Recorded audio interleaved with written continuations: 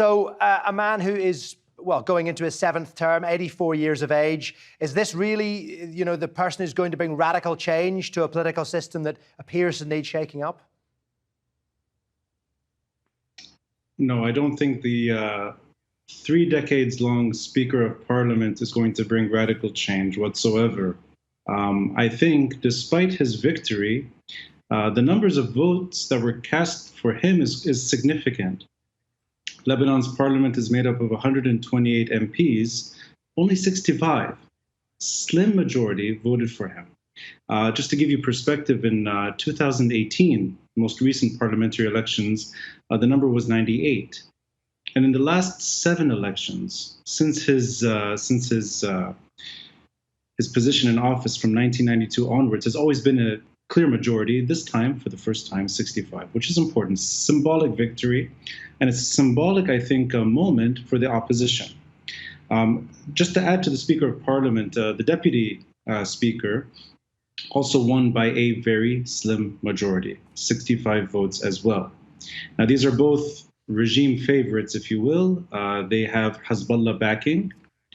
They're not opposition, even when they claim to be. But this is a very small, narrow margin that they won by. That's an important moment for this country.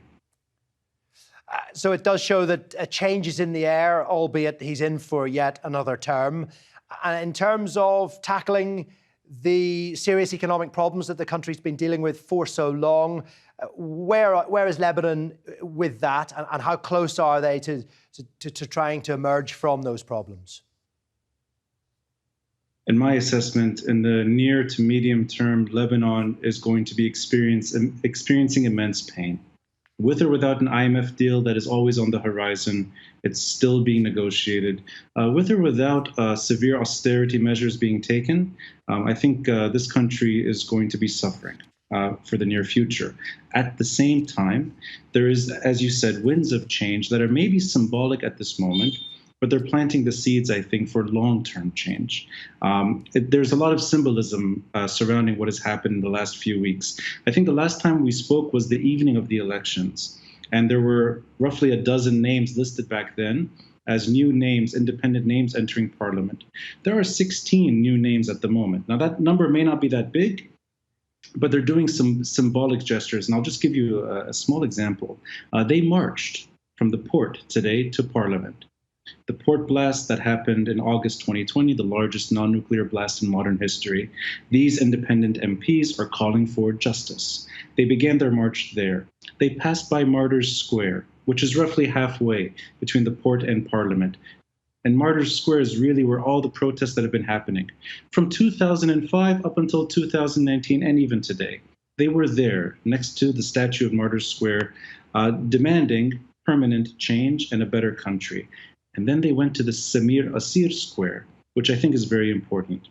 He's one of the long list of assassinations that took place since February 14, 2005, when the former prime minister of this country, Hariri, was killed. Samir Asir is a known name, not just to politics, but to civil society. He was a member of Lebanon's civil society. This independent movement largely reflects those civil society protesters. So they were there at his statue, at his garden. From there, they marched to parliament. And you can imagine the symbolism of ending impunity, calling for reform, tackling political violence, which is a very difficult cause in this country, and also marching into parliament. This is the first time this aspiration is entering the halls of power. And many MPs voted either with blank ballots or with protest votes. And those protest votes were written out for the victims of the port blast, the victims of political violence and assassinations. Luqman Slim, his name was actually listed in one of those protest votes. He's one of the most recent, actually the most recent political assassination in this country, February last year. Also victims of political violence, victims of all forms of violence, but even in those moments in power, knowing that Nabih Berri, the 7-term, 3 decades Speaker of Parliament is going to win, they're expressing themselves in a way that's new in this country. I think that is fundamental for long-term change. Near medium term, I don't think so. And that's because I don't think, unfortunately, the big decisions are taken in Lebanon's parliament or Lebanon's halls of power. Lebanon remains hostage to regional war. Clearest example of that was the. So I was just going to say, Ronnie, so continuity with the speaker, but change perhaps in the air. We just have to leave it there. But thank you very much indeed for your analysis. Always a pleasure to speak to you. That's Ronnie Chatah there, podcaster for the Beirut Banyan.